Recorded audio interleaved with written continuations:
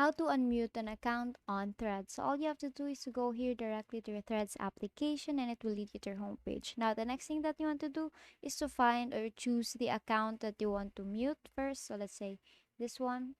Let's mute this account first. So let's just visit her post here. So on the upper right, you'll see three dots there. Tap on that three dots and then tap on mute, and now you have successfully muted the account.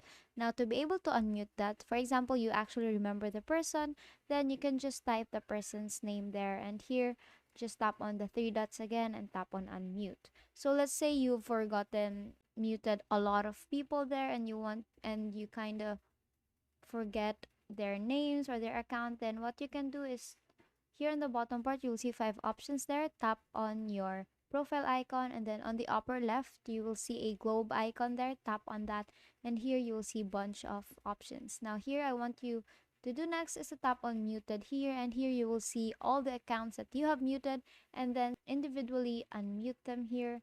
And basically, you have now successfully unmuted an account on Threads. And that is all for today. If this video helped you, please give us some thumbs up and subscribe to our YouTube channel for more tutorials.